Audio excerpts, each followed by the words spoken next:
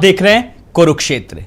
उत्तर प्रदेश में निकाय चुनाव के बीच पक्ष और विपक्ष के बीच इस तरीके से बात करें तो उपचुनाव की जंग भी लगातार जारी है। एक तरफ पक्ष और दूसरी तरफ विपक्ष उस एक एक सीट के लिए चुनाव प्रचार जोर शोर से कर रहा है, चाहे वो रामपुर की स्वार सीट पर हो या फिर मिर्जापुर की 96 सीट को लेकर के।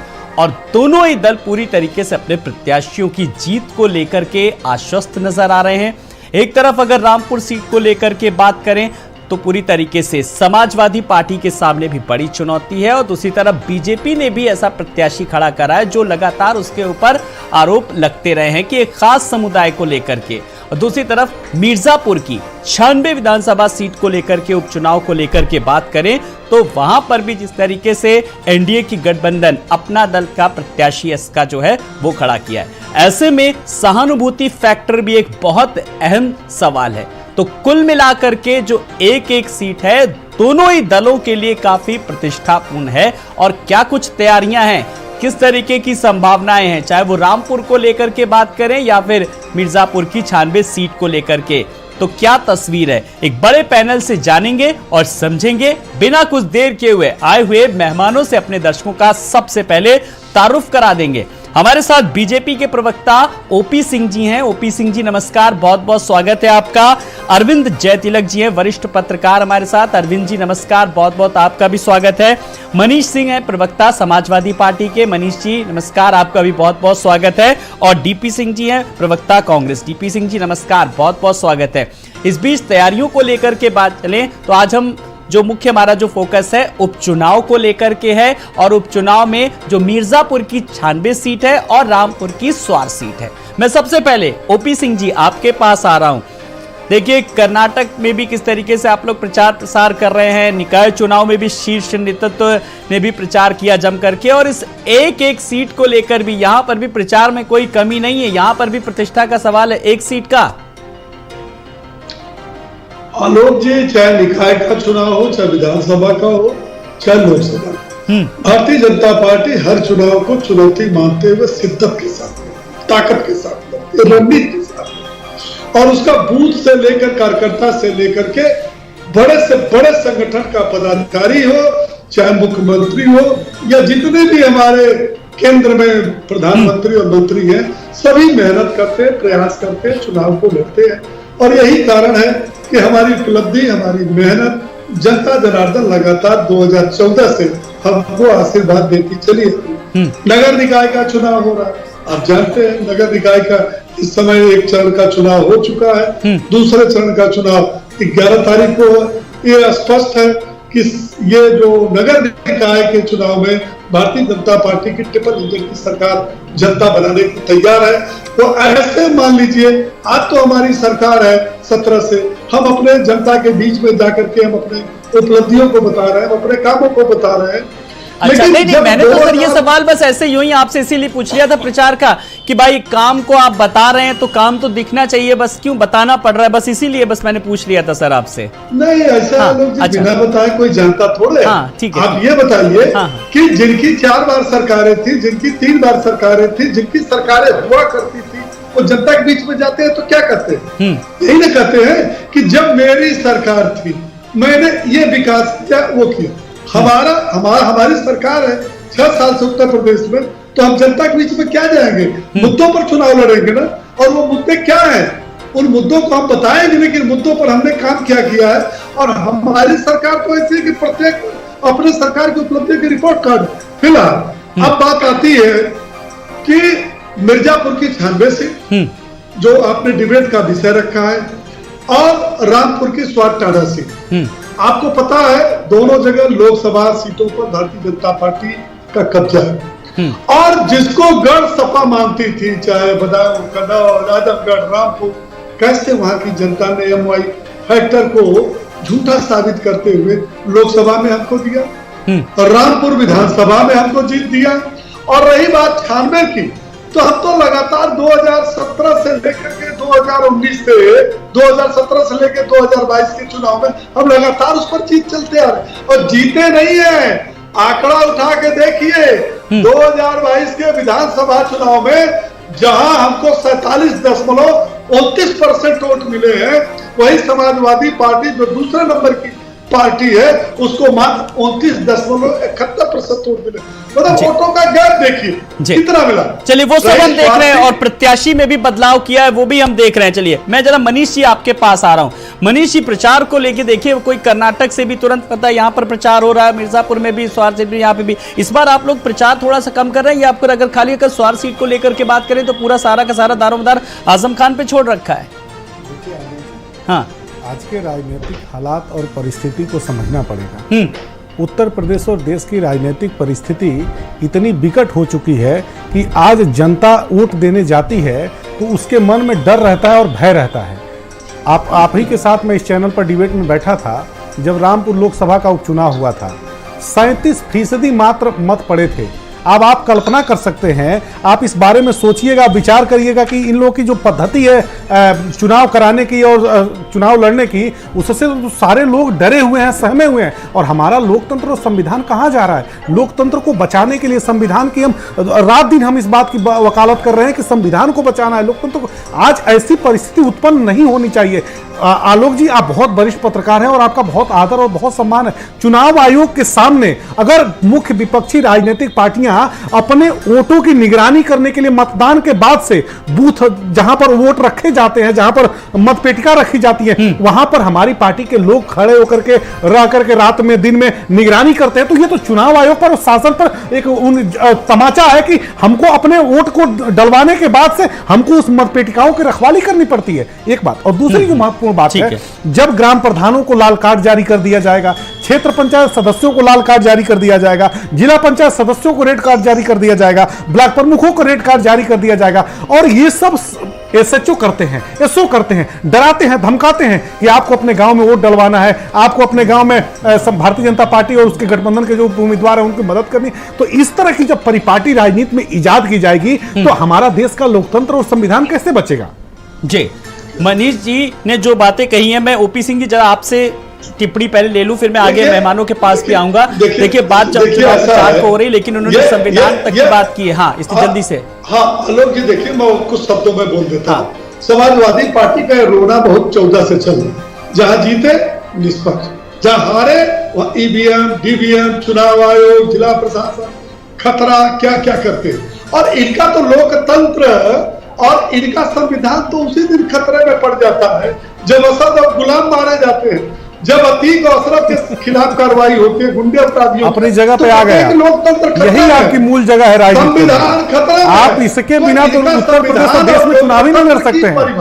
महाबली, बजरंग बली, भारत पाकिस्तान, मंदिर मस्जिद, इन्हीं सब अतीक मुख्तार, इन्हीं सब चीजों पर आप चुनाव लड़ते हैं। आपके पास कहने के लिए कुछ भी नहीं है जनमानस में। जनमानस ये बात पूछ रही है कि लोक निर्माण विभाग एक उत्तर प्रदेश का बहुत बड़ा महकमा है। लोक निर्माण विभाग में 27,470 करोड़ का आप बजट रखते हैं एक साल में सड़कों के निर्माण के लिए, और मात्र जब आप 7,517 करोड़ रुपए खर्च करते हैं तो उत्तर प्रदेश की जनता पूछती है कि आपने 27,470 करोड़ रुपए सड़कों के निर्माण के लिए रखा था, लेकिन मात्र 7,000 करोड़ रुपए आप खर्च करते हैं। तो उत्तर प्रदेश की जनता आपसे सवाल पूछती है कि आपने गड्ढा मुक्त करने की बात कही थी, लेकिन उत्तर प्रदेश की सड़कें आज गड्ढा मुक्त नहीं है। आपसे यह सवाल पूछा जाता है। आज आप नगरीय निकाय का चुनाव लड़ रहे हैं, आपके स्वच्छता अभियान का जो तौर तरीका है, आप पूरे उत्तर प्रदेश में घूम करके देखेंगे तो आपको महसूस होगा कि आपने जो नगरों के विकास के लिए जो आपने पैसा रखा था उसमें 16,877 करोड़ रुपए आपके थे, लेकिन मात्र आपने 6,000 चलिए, आज हमारा नगर निकाय चुनाव नहीं है, आज हम उपचुनाव को लेकर के बात कर रहे हैं। मैं मनीष जी आपके भी पास आऊंगा और ओपी सिंह जी आपके पास भी आऊंगा। जनता ने आपकी बात सुनी, दर्शकों ने आपकी बात सुनी। अब मैं जरा डीपी सिंह जी आपके पास आऊंगा। इस पूरे चुनाव में अगर हम बात करें तो कांग्रेस अपने आप को कहां पर पाती? देखिए निकाय चुनाव हुए, उसमें भी आप लोगों का कोई बहुत ज्यादा रोल दिखा नहीं। कर्नाटक पे सबसे ज्यादा इस समय अगर बात करें तो फोकस है आप लोगों का। देखिए आलोक भाई, चुनाव कोई भी हो, हर राजनीतिक दल के लिए हर चुनाव बहुत ही महत्वपूर्ण होता है। चाहे उत्तर प्रदेश का निकाय का चुनाव चल रहा हो, वो हो, या दो जगह स्वार टाडा रामपुर के या 96 मिर्जापुर के उपचुनाव हो, या कर्नाटक का आम विधानसभा चुनाव है। तीनों कांग्रेस पार्टी बहुत ही गंभीरता के साथ चुनाव लड़ रही है। यदि कोई ये कहे कि कांग्रेस जो है कहीं हल्के में चुनाव लड़ रही है तो शायद ये बिल्कुल गलत है, उसकी सोच गलत है। आप देख रहे हैं कर्नाटक में किस तरीके से कांग्रेस भारतीय जनता पार्टी की सरकार है और पूरी भारतीय जनता पार्टी की कुनबा मोदी जी, अमित शाह जी और सारे जो है उत्तर प्रदेश के मुख्यमंत्री योगी आदित्यनाथ जी हों, चाहे राजनाथ सिंह जी हों, सारे के सारे लोग वहां प्रचार कर रहे हैं। और उसके बाद भी किस तरीके से सांप्रदायिक ध्रुवीकरण करने का पूरी की पूरी भारतीय जनता पार्टी जो है साजिश कर रही है। और निश्चित तौर पर ये देखा जाए तो हमारा जो इलेक्शन कमीशन का कोड ऑफ कंडक्ट है, टोटल उसके खिलाफ एबॉलिशन है। केवल अपनी उनकी सरकार वहां पे है, सरकार भ्रष्टाचार में आकंठ डूबी हुई है। उस पे कोई भी, न प्रधानमंत्री जी, न गृह मंत्री जी, न कोई भी वहां के मुख्यमंत्री नहीं बोल रहे हैं। वहां पे जिस तरीके से भ्रष्टाचार में आकंठ डूबी हुई भारतीय जनता पार्टी की सरकार, सेम उसी तरीके से पूरे प्रदेश में, उत्तर प्रदेश में भी जिस तरीके से निकायों में भ्रष्टाचार है। और ये उपचुनाव जो है भारतीय जनता पार्टी केवल 365 दिन ये चुनाव इलेक्शन मोड में रहते हैं। डीपी सिंह जी करके आपने आप इतनी देर से अपना प्रचार की बात कर रहे थे कर्नाटक को लेकर के, आपने तमाम राजनीतिक दलों पर निशाना साधा, लेकिन मेरे एक सवाल का जवाब दीजिए। जब हम कर्नाटक को लेकर के बात कर रहे हैं, आप वहां पर मुखर होकर के चुनाव लड़ रहे हैं, लेकिन आपने जो अपने घोषणा पत्र में जिस चीज का, जो बजरंग दल और पीएफआई का जो जिक्र किया है, ये यूपी वालों ने प्रतिष्ठा का सबब बना लिया। इसका खामियाजा अब आप लोगों को भुगतना पड़ेगा। ये दूरदर्शिता समझ रहे हैं कि नहीं? आलोक भाई, कांग्रेस पार्टी ने, हम भी बजरंग बली जी के बिल्कुल भक्त हैं, अनंत भक्त हैं। भारतीय जनता, बजरंग बली महाराज जी का तो कहीं कोई जिक्र ही नहीं है। हाँ। जो बजरंग बली भगवान बजरंग बली जी के नाम पे या हमारे मर्यादा पुरुषोत्तम नाम जी राम के नाम पे जिस तरीके से राजनीति भारतीय जनता पार्टी है करती है, उसके खिलाफ है।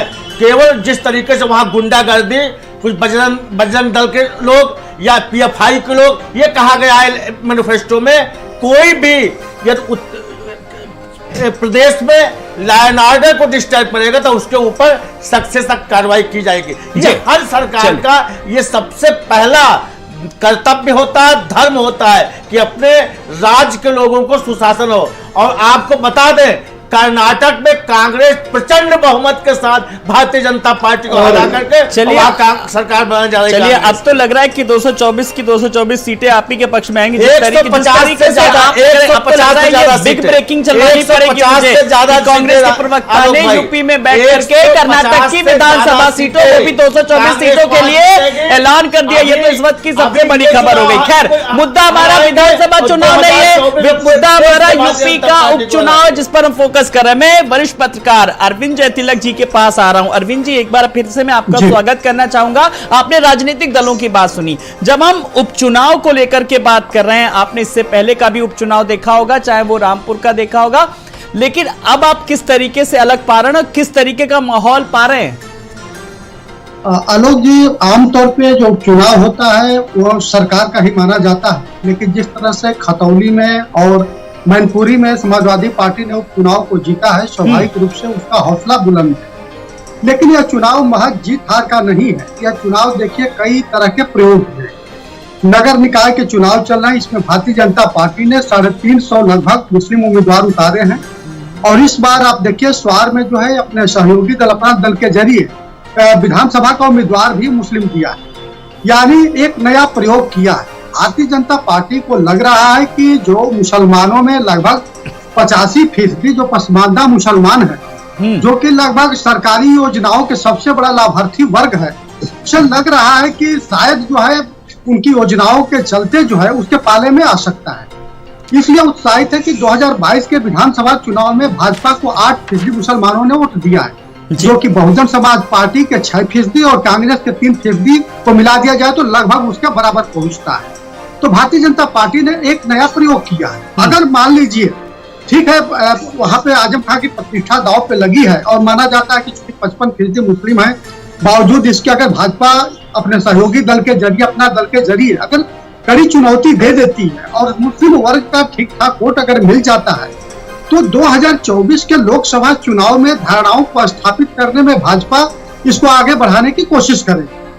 और आप देखिए कि भाजपा का एक जो मुस्लिम सेक्टर है जिसमें आपने देखे राष्ट्रवादी मुस्लिम पसमानदा महाज जिसके चेयरमैन जो है आतिफ रशीद साहब हैं, मुरादाबाद मंडल में, फिर आपके सहारनपुर मंडल में लगातार सम्मेलन कर रहे हैं, यानी पसमानदा मुसलमानों के बीच जो है गहरी पैठ बनाने की कोशिश कर रहा है। तो यह चुनाव परिणाम इसको भी रेखांकित करेगा। दूसरी चीज, आजम खान साहब की भी प्रतिष्ठा जो है लगी है और यह भी साबित हो जाएगा कि उनका आगे का जो है भावी राजनीति की दिशा और दशा तय क्या हो।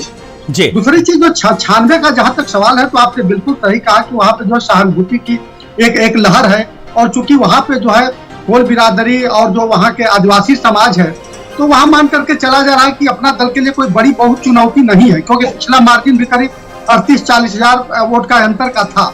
लेकिन असली रोचक जो परिणाम होगा वह जो है स्वार सीट का होगा जिस पर सभी की निगाहें लगी हुई है। आलोक जी बिल्कुल। और 2024 के परिप्रेक्ष्य में बात करें तो एक समाजवादी पार्टी को लेकर भी अगर किस तरीके से आगे उसका क्या कुछ आगे भविष्य है, खास करके आजम खान को और उनके परिवार को लेकर के। मैं ओपी सिंह जी आपके पास आ रहा हूं। लगातार जिस तरीके से स्वार की बात करें तो आपने एक नया प्रयोग किया है, शफीक आजम को खड़ा किया और उन्हीं शफीक आजम को लेकर के आज आजम खान ने बहुत जो ऐसे अपशब्दों का इस्तेमाल किया है, आपने भी कहीं ना कहीं सुना होगा। वो नहीं, आजम खान का अब शब्दों से पुराना नाता है और यही कारण है कि आज उसकी सदस्यता भी चली गई। आजम खान कभी भारत माता को डायन कहने वाले आज कब राम भजन गा रहे हैं। आपने सुना कि नहीं, उन्होंने स्वार में प्रचार किया तो कहा कि टीपू सुल्तान की अंगूठी जो ब्रिटेन के म्यूजियम में है उस पर राम लिखा। बिल्कुल। और ये भी कहा था कि हे राम लिखा था, महात्मा गांधी के जो अंतिम शब्द थे उसमें भी हे राम। ये देखिए राम राम कर, देखिए सब, देखिए एक दिन ऐसा सबको राम राम, सबको बजरंगबली करना, विनाश अकाले विपरीत बुद्धि, वहां बजरंग दल पर कर्नाटक में लगा रहे हैं। अब बताइए विनाश काल है कि नहीं? अरे भैया तुम वहां चुनाव लड़ रहे हो, बजरंग दल पर लगाना है तो सबसे पहले छत्तीसगढ़ और राजस्थान में लगाओ।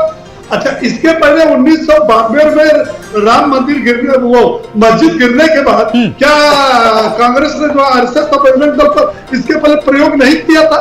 क्या उस पर लगाया नहीं था? बाद में किया क्या? तुरंत बैरन वापस लिया। तो ये नौटंकी जो इनकी है, तुष्टिकरण की नौटंकी। अच्छा सुनिए, जो तुष्टिकरण की, सुनिए ओपी सिंह जी, जिस तुष्टिकरण की आप बात कर रहे हैं, मेरे एक सवाल का जवाब दें।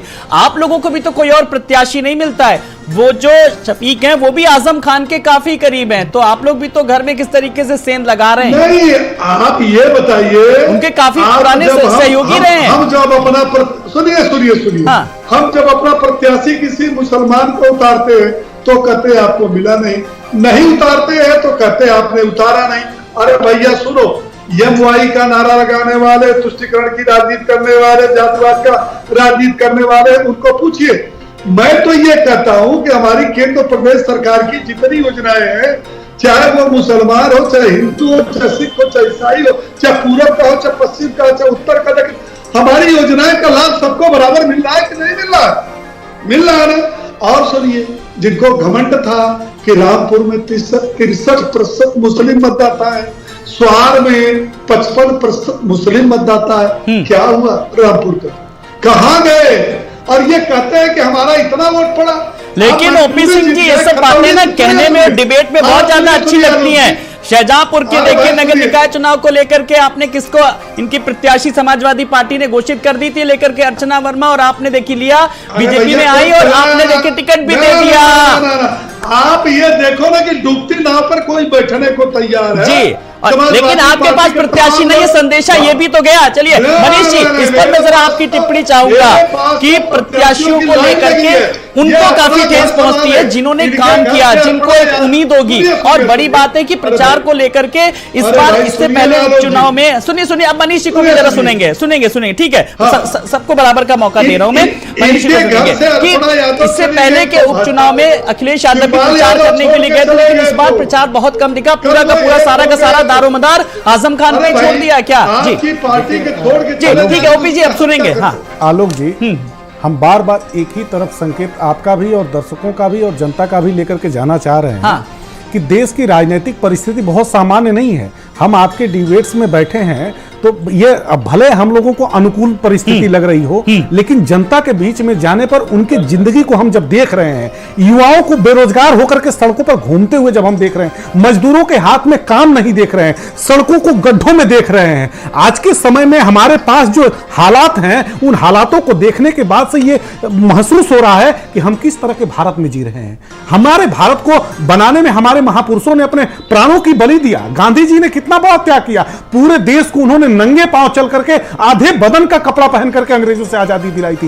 क्या हम नंगे पांव चल करके आधे बदन का कपड़ा पहन करके इसीलिए भारत को आजाद कराया था कि हमारे युवाओं के पास रोजगार नहीं होगा, हमारे महिलाओं की सुरक्षा नहीं होगी, हमारे किसान भाइयों के खेतों के जो खेतों में अन्न पैदा होते हैं उनको उनका मूल्य नहीं मिलेगा?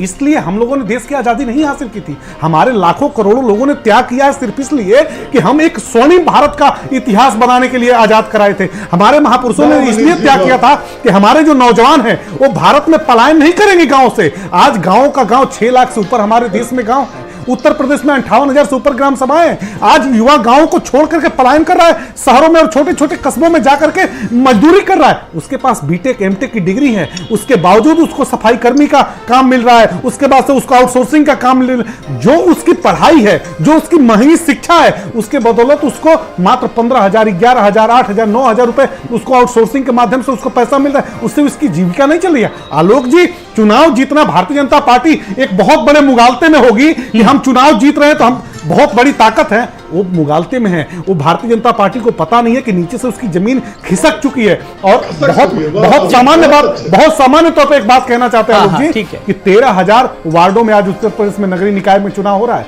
544 नगर पंचायतों में चुनाव हो रहा है, 199 नगर पालिकाओं में चुनाव हो रहा है और 17 नगर निगमों में हो रहा है। बहुत घबराने की और बहुत बेचैनी की जरूरत नहीं है। ओपी सिंह जी को पता चल जाएगा। ठीक है, एक मिनट, चलिए ठीक है, बात पूरी कर लीजिए। कम समय में नहीं, मई को ही रिजल्ट आएगा। आलोक जी एक सवाल, आलोक जी एक सवाल,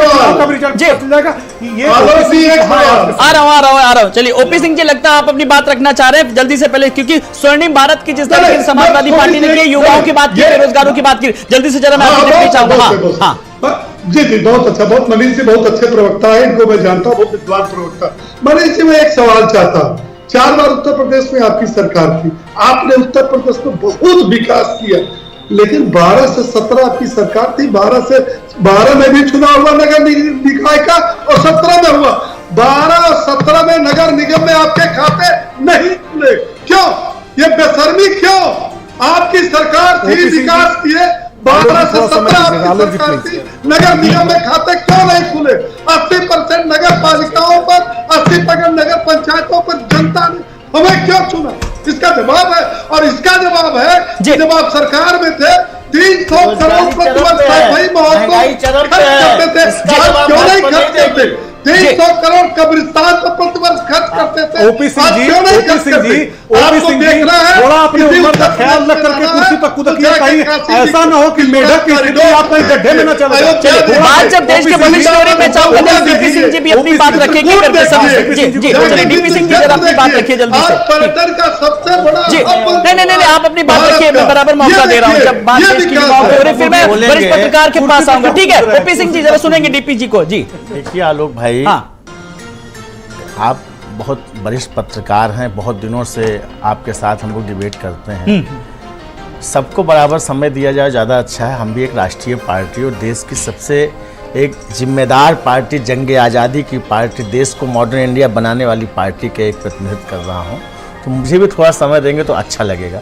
हमारे समाजवादी पार्टी के मेरे मित्र प्रवक्ता भाई मनीष सिंह जी ने बहुत ही मार्मिक दृष्टि को जो है यहाँ पे अभिव्यक्त किया, बिल्कुल सच्चाई कहा है उन्होंने।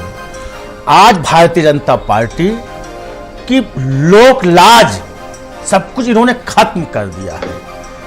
भगवान श्री राम के नाम पे, जिनको हनुमान जी के नाम पे, धर्म के नाम पे, मुस्लिम के नाम पे, अतीक के नाम पे, न जाने कौन कौन से मुद्दे पे ये चुनाव लड़ते हैं।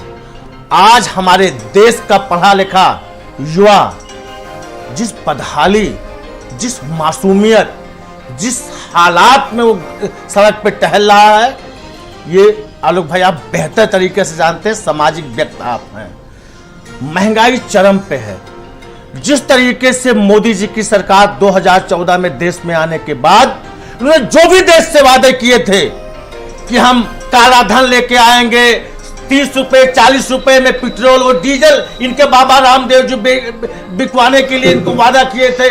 न जाने कितने लोग लुभावन वादे किए थे। 2-2 करोड़ लोगों को ये प्रतिवर्ष ये नौकरियां देने की बात किए थे। 15-15 लाख रुपए लोगों के खाते में डालने का बात किया था। आज भारतीय जनता पार्टी के सारे नेता, मंत्री, मुख्यमंत्री, प्रधानमंत्री, प्रवक्ता इस पे नहीं बोलते हैं। केवल उन्हीं बातों को जनता के बीच में लेके जाते हैं जिसमें नफरत, हिंसा, मॉब लिंचिंग, इंटॉलरेंस, डर और दहशत का माहौल पैदा हो। मैं कहना चाहता हूं कि काठ की हारी ये बार बार नहीं चढ़ा करती है। आज जितना आप कर्नाटक में आपके हमारे प्रधानमंत्री हो चाहे गृह मंत्री जी हो, जितना जो हनुमान जी का नाम ले लेकर के और वहां पे घूम रहे हैं, जनता आप भीड़ देखिए। राहुल गांधी रैली में वहां पे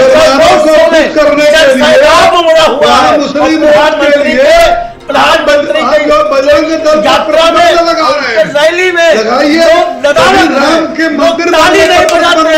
ताली बजाने में जाकर के आपने विरोध किया। देख रही है आने वाले समय में आपकी जो है भारतीय जनता पार्टी की जमीन, इसीलिए आपका नेता किसकी जमीन किसकी कौन कहां पर है? रुकिए अब मेरे सवाल का जवाब मैं सवाल पूछूंगा। रुकिए मेरा सवाल, लेकिन कोई पॉलिटिकल सवाल नहीं है। मैं राजनीतिक दल से सवाल नहीं करूंगा। रुकिए सुनिए, आपने युवाओं की बात की, आपने बेरोजगारों की बात की। मैं ठीक है अरविंद जय तिलक जी जो राजनीतिक दल आज जिस तरीके से जो सुनिए अभी ओपी सिंह जी अब सुनिए, अब वरिष्ठ पत्रकार से सुनेंगे। बड़ा अच्छा लगा, मैंने इसीलिए, हालांकि डिबेट से अलग इतर मुद्दा था, लेकिन जो स्वर्णिम भविष्य की बात की, युवाओं की बात की, बेरोजगारी की बात की, महंगाई की बात की, लेकिन इन सब के लिए अगर आपको रखनी, बहुत अहम सवाल का जवाब अरविंद जी, इसीलिए मैंने आपके पास आया हूं कि आप मुद्दे बहुत सारे उठाते हैं, आप सपने दिखाते हैं, लेकिन आपको खुद भी तो पहले मजबूत करना होगा, अपने को, अपनी पार्टी को मजबूत करना होगा कहीं ना कहीं। बिल्कुल आलोक जी, देखिए ये जितने दल के प्रवक्ता हैं आदरणीय हैं और वो इनकी पार्टी कभी न कभी सत्ता में यूपी में रही है। कोई से यह नहीं कह सकता है कि हमारा दल कभी सत्ता में नहीं रहा। अगर उत्तर प्रदेश की बदहाली की बात हो या देश की बदहाली की बात हो तो कोई एक जिम्मेदार नहीं हो सकता है। और किसी राष्ट्र के निर्माण में, पतन में, उत्थान में महज 10 साल 5 साल का समय ही निर्धारक कारक नहीं होता है, उसमें सैकड़ों साल लगते हैं। और ये 70 साल में जो हर राजनीतिक दल ने शासन किया है, अगर महंगाई है, बदहाली है, बेरोजगारी है, तमाम है, कम या ज्यादा कहीं ना कहीं सभी की इसमें मेरा बराबर है। पहली चीज, मेरा घोर जो है इस पे, हम वरिष्ठ पत्रकार जो हमारे अध्यक्ष जी हैं, मेरा घोर इनसे जो है इस पे जो है आपत्ति है कि जिस तरीके से कांग्रेस की सरकार ने कितने सारे PSU लगाए थे, कितने सारे बड़े कारखाने लगाए थे, कितने सारे जो है नवरत्न कंपनियां लगाई थी। क्या मोदी जी ने इन 9 सालों में एक भी PSU लगाने का काम किया है सिवाय बेचने का? आखिर चाहे जितना आदमी, कोई भी आप मकान बनाते हैं, बिल्डिंग बनाते हैं, उस बिल्डिंग बनाने में, उस इंस्टीट्यूशन बनाने में 10 साल लगता है, लोग बिगाड़ने में 1 घंटे का समय लगता है, 1 दिन का समय लगता है। आलोक जी, अब आपने सवाल करा है, लेकिन देश इसका है, मैं चाहूंगा, ठीक है जी अरविंद जी, इस पर एक माकूल जवाब दे दीजिए विपक्ष को जो सवाल उठा रहा है। ठीक है, क्योंकि बात यहाँ पर देश हित की है, बात यहाँ पर राष्ट्र हित की है। अरविंद जी सुनिए, पत्रकार की आवाज मत दबाइए, पत्रकार की आवाज मत दबाइए। ठीक है अरविंद जी, आप अपनी बात रखिए, उनकी बात देश हित की हो रही, जल्दी से पहले आपके जी ठीक है आप सवाल उठाते रहिए, आप सवाल उठाते रहिए, जी आप सवाल उठाते रहिए, आप पत्रकार की आवाज मत दबाइए, आप राजनीतिक दल की आवाज उठाइए। जी आप पत्रकार बोलने से नहीं, उसकी कलम की लेखनी, उसकी दमदार लेखनी, उसका बेबाक अंदाज पर सवाल नहीं उठा सकते। जी ठीक है अरविंद जय तिलक जी, जल्दी से अपनी बात रखिए। ठीक है, अब शांत हो जाइए। ठीक है आप शांत हो जाइए, अरविंद जी को सुनेंगे। हाँ, ये क्या आलोक जी, एक कैमरूनी कहावत है कि जो सवाल करता है उत्तरों को टाल नहीं सकता है। 2014 में जो है भारतीय जनता पार्टी की केंद्र में सरकार आई, उस समय कांग्रेस 14 राज्यों में थी, भाजपा 7 राज्यों में थी। आज भाजपा जो है 18 राज्यों में हो गई है अपने सहयोगी दलों के साथ, कांग्रेस जो 3 राज्यों में हो गई है। क्या आप देश की जनता के मनोमस्तिष्क पर सवाल उठा रहे हैं? क्या आप ये कह रहे हैं कि देश की जनता जो है नासमझ है? क्या देश की जनता पढ़ी लिखी नहीं है? क्या देश की जनता आंख बंद करके वोट देती है? देखिए, इस तरह के प्रलाप जो है अच्छे नहीं लगते हैं। आप जो है अपनी नाकामी को देखिए, अपने सिद्धांतों को देखिए, आपको जनता क्यों नहीं वोट दे रही, इस पर जो है देखिए। आपके जो है शिष्य जो है राहुल गांधी जी 55 विधानसभा चुनाव में 42 चुनाव हारे हैं, आप उन पर जरा नजर दौड़ाइए। बड़ी विडंबना है कि जो दूसरे के मैनिफेस्टो पे सवाल उठा रहे वो यूपी चुनाव में दूर रहते हैं खुद। जब जिम्मेदारी की बात आती है, जब सड़कों पर जाने के बाद, जब जन सेवन की बात आती है, जब जन सेवा की बात आती है, तब दूर रहते हैं और यहाँ पर डिबेट में आकर के जन सेवा की बात करते हैं, राष्ट्र हित की बात करते हैं। जरा मनीष जी, मैं आपकी इस पर टिप्पणी चाहूंगा, जरा आप अपनी बात रखना चाह रहे हैं जल्दी से, ठीक है। श्री अरविंद जयतिलक जी बहुत वरिष्ठ पत्रकार हैं और आपकी लेखनी का हम लोग बहुत दिनों से पढ़ते आ रहे हैं और हम लोग युवा अवस्था से लेकर के इस अवस्था तक आपके लेखनी बहुत ही दूरदर्शी और बहुत ही संदेश देने वाले होते हैं। लेकिन अरविंद जयतिलक जी, 18 राज्यों में सरकार है, इस बात को हम भी स्वीकार कर रहे हैं कि भारतीय जनता पार्टी 2014 के बाद से और अभी तक जनता के मत को हासिल, चाहे लूट के तरीके से किया हो, चाहे जिस भी पद्धति को अपनाया हो, भारतीय जनता पार्टी ने बेतहासा 6000 करोड़ रुपए प्रचार में खर्च किया जिस पार्टी ने अपने, ठीक बात है कि सरकार बनाई है भारतीय जनता पार्टी। एक एक करके सुनेंगे, ठीक है आलोक जी। लेकिन अरविंद जयतिलक जी 1 करोड़ 20 लाख सरकारी विभागों में पद रिक्त हैं भारत सरकार के। 1 करोड़ 20 लाख, हमारे 6 लाख ग्राम सभाएं हैं। अगर इन 9 वर्षों में एक गांव से एक आदमी को भी अरविंद जयतिलक जी नौकरी युवाओं को दिया गया होता तो आज कितने बड़ी संख्या में केंद्र सरकार के अधीन में जो विभाग है उनमें नौकरी युवा कर रहे होते। दूसरी हमारी महत्वपूर्ण बात है, हम कह रहे हैं हम तो मंदिरों में जाते हैं, हमारे बहुत सारे लोग, आलोक जी भी जाते हैं, डीपी जी भी जाते हैं, आप भी जाते हैं मंदिरों में, ओपी सिंह जी भी जाते हैं। दूध पर कभी जीएसटी लगा था? कभी आपने सुना था कि दूध पर 5% जीएसटी लगेगा? कभी आपने सुना था कि आयकर विभाग का पूरे देश भर में छापा पड़ा? ईडी सीबीआई पूरे देश भर में गई, 3000 से ऊपर ईडी सीबीआई के छापे पड़े। लेकिन अरविंद जयतिलक जी, क्या गुजरात में एक बार भी ईडी सीबीआई गई आज तक? कभी आपने इस बात पर भी सवाल पूछिएगा। मैं आपसे अपने आप को संबद्ध करते हुए मैं कह रहा हूं, इसलिए कि आप पत्रकार हैं और पत्रकार का एक दायित्व होता है कि वो बहुत निष्पक्ष होता है। मैं आपकी निष्पक्षता पे सवाल नहीं उठा रहा हूं, लेकिन आप भारतीय जनता पार्टी के लोगों से पूछिएगा कि क्या वह बात है कि उत्तर प्रदेश की 25 करोड़ आबादी है, भारतीय जनता पार्टी की सरकार है, यहां पर युवा बेरोजगार हैं, ठेकेदार हमारे यहां पर उत्तर प्रदेश में है, लेकिन उत्तर प्रदेश के ठेकेदारों को विभागों से भगा दिया गया है और आज गुजरात की कंपनियां आकर के उत्तर प्रदेश में काम कर रही हैं और हमारे यहां के युवाओं को सबलेट करके काम दे रही हैं। अब आप सोचिए कि उत्तर प्रदेश के युवाओं की स्थिति क्या है। हमारे जो प्राइमरी एजुकेशन है, हमारे जो उच्च शिक्षा के हमारे यूनिवर्सिटीज हैं, जिस तरह से आपने देखा था अरविंद जयतिलक जी, आप तो सभी खबरों पर ध्यान रखते हैं, आप यूनिवर्सिटीज का हालत देखिए ना। एक कुलपति भागा फिर रहा है, आज तक उत्तर प्रदेश की सरकार गिरफ्तार नहीं कर पाई। एक आईपीएस मणिलाल पाटीदार जो भागा 2 साल घूमा, उत्तर प्रदेश की पुलिस गिरफ्तार नहीं कर पाई। पुलिस प्रशासन आज तक एक कार्यवाहक डायरेक्टर कहीं मिलना बाकी है। ओपी सिंह जी, मैं आपके पास आ रहा हूं। आज डिबेट जो है वो थोड़ी सी डाइवर्ट हो रही मुद्दों से, लेकिन क्योंकि बात बेरोजगारी की हुई, बात जनहित की हुई, इसीलिए। लेकिन मैं अब आपके पास फिर आ रहा हूं। बड़ी बात यह है कि आप पास तभी होंगे अगर आपका मैथमेटिक्स का पेपर होगा, तो आप फिजिक्स का अगर उसमें कर देंगे तो आप कितने भी काबिल हैं, कितने भी लायक हैं, आप उसमें पास नहीं हो पाएंगे। जब मुद्दों को लेकर के बात हो, आप जो आपका पेपर हो वही आप करिए, वही सवाल दीजिए। क्यों ओपी सिंह जी, मैं सही कह रहा हूं? आप भी तो बड़े पत्रकार हैं। बिल्कुल आलोक जी सही कहा, लेकिन दिक्कत क्या है कि जब एंकर और पत्रकार कोई निष्पक्ष बात करता है तो तुरंत वो बेचारा प्रवक्ता बन जाता है उस पार्टी का। ये नसीहत है। मैंने प्रवक्ता नहीं कहा भाजपा का, नहीं मैंने प्रवक्ता नहीं कहा, आज पत्रकारों को नसीहत दे रहे हैं। अगर आपने कहा था कि अगर आपने कहा था साहब कि मैं गैर चलिए, आप मनीष जी को सुनेंगे। ठीक है, अगर ये बात आपने कही थी, चलिए आप इन चीजों को क्लब करते हुए ओपी सिंह, अब ओपी सिंह जी जवाब दीजिए। ठीक है, हमारे देश में छुआछूत क्यों बढ़ी है? हम ये बात आपने मिटाने की कही अब थी, आप और चुनाव को क्लब चीजें क्यों करते हुए बढ़ती चली ओपी गई? सिंह जी अब आप अपनी टिप्पणी दीजिए, आप अपनी बात रखिए जी। मनीष जी, आप मेरे बहुत अच्छे मित्र हैं, आपका मैं सम्मान करता हूं। आप बोलते हैं तो मैं नहीं बोलता। मैं आपसे चाहूंगा कि आप तथ्यपरक बात करें, आप विद्वान व्यक्ति है, और जब आप बोले तो मैं न बोलूं, और जब मैं बोलूं तो आप न बोले। यह पद्धत कांग्रेस पर लागू नहीं होती, क्योंकि बखलाई हुई पार्टी, उसका कोई जमीन नहीं है। वो तो डिबेट में संख्या बल पूरी करने के लिए रख लिए जाते। आपने बहुत अच्छा सवाल किया मनीष जी, मैं आपको बधाई देता हूं। आपने जो सवाल किया वो जनता का सवाल है। क्या भारतीय जनता पार्टी ने लोगों को रोजगार दिया?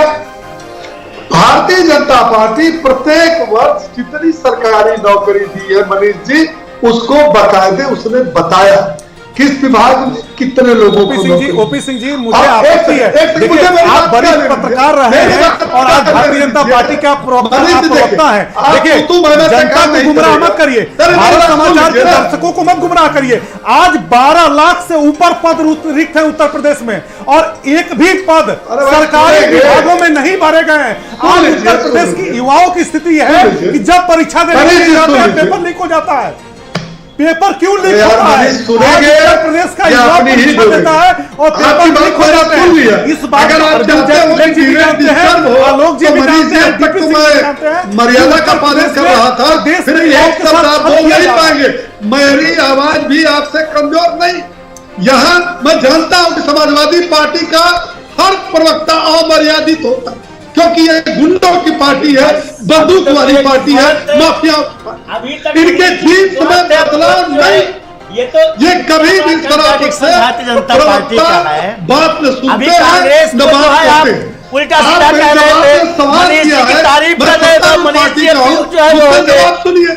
या तो आप जो छोटे भाई बड़े भाई हो, ठीक है, अब मैं एक मिनट, अपने कोई भी राजनीतिक दल से नहीं चाहूंगा।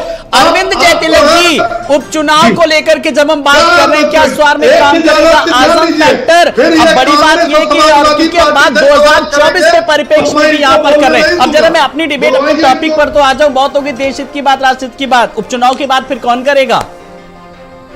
बिल्कुल, देखिए आलोक जी, पहले तो आदरणीय मनीष जी को विद्वान प्रवक्ता मैं जानता हूँ। वास्तविक बात यह कि देखिए, अगर आप जनता को लामबंद नहीं कर पाते हैं बेरोजगारी के मसले पे, आप जो है कानून व्यवस्था के मसले पे, या अन्य जो मसले हैं, तो नाकामी आपकी है। डॉक्टर लोहिया अक्सर कहा करते थे कि जिंदा कौमें 5 साल इंतजार नहीं करती, और आपने तो ठान लिया कि हम 10 साल क्या 15 साल 20 साल इंतजार करेंगे। आखिर क्या वजह है कि इतनी नाकामियों के बावजूद भी जो है समाजवादी पार्टी जो कि मैं क्रांति वीरों की पार्टी मानता हूं, डॉक्टर लोहिया, जयप्रकाश नारायण, आचार्य नरेंद्र देव को देखते हुए, अब आज के पार्टी में कितना दम है या आपसे बेहतर कौन जानता होगा। लेकिन क्या वजह कि जनता को लामबंद नहीं कर पा रहे, पहली चीज। हाँ, आलोक जी, स्वार की सीट की जहां तक बात की, तो मेरा मानना है कि वहां जो है आजम खां भी बहुत कमजोर नहीं है, उनका अपना सीट रहा है। 2012 से आप लगातार देख रहे हैं कि वह जो है यहाँ पे चुनाव जीत रहे हैं, लेकिन कहीं ना कहीं जो है उनके खिलाफ कुछ बातें गई है। जिस तरह से खुद उन्हीं के समाज के लोगों ने उन पर सवाल उठाया है कि किस तरह से जवाहर यूनिवर्सिटी के जरिए वह जो है जमीन को हथियाए, किस तरह से वहां के लोगों पर अत्याचार किए, इसमें कितनी सच्चाई है वह तो वहां के लोग ही बेबाकी से बताते हुए नजर आते हैं। लेकिन यह पूरी तरह से यह सच है कि पूरी लड़ाई जो है एकदम दांवपेच से भरी हुई है। कौन बाजी मारेगा ये कहना बड़ा मुश्किल है, लेकिन जो उसके दूरगामी संकेत होगी पूरी तरह से आईने की तरह साफ है कि अगर जो है मुसलमान जो है, अगर भारतीय जनता पार्टी की ओर पसमानदा अगर मुसलमान 2%, 4%, 5% भी अगर गए, तो भारतीय जनता पार्टी जो है यह धारणा फैलाने में पूरी तरह से जो है कामयाब होगी। उसकी जो रणनीति थी वो बनाने में कामयाब रही। मनीष जी, आज आपने देखिए सारे सवालों के जवाब दे दिए, लेकिन समाजवादी पार्टी की अगली रणनीति, प्रत्याशियों को लेकर कोई आपने बात ही नहीं की, ना प्रचार को लेकर के बात की। जल्दी से आलोक जी ठीक है, जल्दी से लेकर फिर समय स्टार्ट कराने में चला जाएगा। 3 मिनट का समय, 3 लोगों से पहले मनीष जी को बोलने में दीजिए, फिर आपके पास आ रहा हूँ। पहले कमेंट आपसे लूंगा। मनीष जी बुलवा नहीं, मैं एंकर हूँ, मैं होस्ट करा रहा हूँ, मैं आपसे कह रहा हूँ मनीष जी अपनी बात रखिए जी। 96 विधानसभा पर भी मर्यादा का ठीक है, अब हो गया सर, 3 मिनट है सर, जल्दी से। मुझे भी कमांड मिल रहा है, डिबेट को वाइंड अप करना है। ठीक है, मनीष आ रहा हूं, फाइनल कमेंट आपसे ही लूंगा। ओपी सिंह जी जल्दी से थोड़ी देर सुनिए। हाँ ठीक है, आपसे भी लूंगा। आपसे 96 विधानसभा के 444 बूथों पर समाजवादी पार्टी पूरी तन्मयता के साथ, स्वार विधानसभा में पूरी तन्मयता और ईमानदारी के साथ समाजवादी पार्टी का एक एक कार्यकर्ता युद्ध स्तर पर पार्टी को जिताने के लिए आदरणीय श्री अखिलेश यादव जी के यशस्वी नेतृत्व में नगरीय निकाय के चुनाव को जिताने के लिए दिन रात एक करके लगा हुआ है, मेहनत कर रहा है और परिणाम बताएंगे कि समाजवादी पार्टी ने कितनी ताकत और मेहनत के साथ काम किया है। और भारतीय जनता पार्टी जो अहंकार की, लूट की, झूठ की, फरेब की राजनीति कर रही है, उसका खात्मा होने का समय आ गया है। सुनिएगा, ठीक है डीपी सिंह जी, आप भी एक फाइनल कमेंट दीजिए पहले मुझे। आलोक भाई, आज के डेट में पूरे के उत्तर प्रदेश ही नहीं पूरे देश में भारतीय जनता पार्टी के खिलाफ एक जबरदस्त तरीके से उसका विरोध का माहौल है। अब जनता समझ चुकी है कि भारतीय जनता पार्टी झूठ, फरेब, जालसाजी, नफरत, हिंसा, मॉब लिंचिंग, इंटॉलरेंस, डर और दहशत फैला करके लोगों को केवल लोगों के मुख्य मुद्दों से जनता का ध्यान भटकाना चाहती है। और चुनाव जीतने के बाद जो है ये भारतीय जनता पार्टी के जो उद्योगपति मित्र हैं उनका तिजोरी भरने का काम करती है और जनता इस पर ठगी महसूस करती है। जनता आप समझ गई है, उसका एक नज़ारा आप जो है कर्नाटक के विधानसभा में देख लीजिए कि किस तरीके से वहां के जन सैलाब कांग्रेस के आदरणीय नेता राहुल गांधी जी को देखने के लिए, सुनने के लिए पूरा उमड़ रही है। और वही दूसरी ओर हमारे प्रधानमंत्री जी हो या गृह मंत्री जी हो या रक्षा मंत्री जी हो, रक्षा मंत्री जी हो, वहां पे ताली बजाने के लिए प्रधानमंत्री जी, और सीटें जब नहीं जाती तब हम कहाँ जाते हैं। चलिए आज की डिबेट का फाइनल कमेंट, एक मेरा कोई सवाल नहीं है चुनाव को लेकर, चाहे वो तैयारियों को लेकर के, एक क्लब करके मैं आपसे चाहूंगा एक कंक्लूजन के तौर पर, ओपी सिंह जी आप जरा एक फाइनल कमेंट के तौर पर, जितने आज आपने विपक्ष देखिए ऐसा है आलोक जी, जह पांव पड़े संजय के तहता बनता था। गद्दी तो विरासत में मिल सकती है लेकिन बुद्धि, सफलता, योग्यता ये विरासत में नहीं मिलती। और एक पार्टी जो विधानसभा में दूसरे नंबर, लोकसभा में उत्तर प्रदेश में तीसरे नंबर की पार्टी है, वो 2014 से हर चुनाव को हारती आई है। यहां तक कि नगर निकाय में जब उसकी सरकार थी तब उसके नगर निगम में खाते नहीं खुले। ये दोनों सीटें भारतीय जनता पार्टी पूर्ण बहुमत से जीत के आ रही है। 2022 के 96 में जब हमको 50% वोट मिलता है तो समाजवादी से क्या कहे, काम बोलता है या आत्मविश्वास बोलता है। चलिए बहुत बहुत शुक्रिया, बहुत बहुत शुभकामनाएं। ओपी सिंह जी आपका भी, अरविंद जयतिलक जी आपका भी, मनीष जी आपका भी, डीपी सिंह जी आपका भी बहुत बहुत शुक्रिया। तो 13 मई को आएंगे नतीजे उपचुनाव के, जब 10 तारीख को मतदान होगा और अब से बस थोड़ी देर बाद ही 10 से 15-20 मिनट के बाद अब प्रचार भी थम जाएगा। लेकिन 13 मई को नतीजे जब आएंगे तब देखना दिलचस्प होगा और खास करके 2024 के परिप्रेक्ष्य में ये नतीजे खास स्थान रखते हैं। नमस्कार।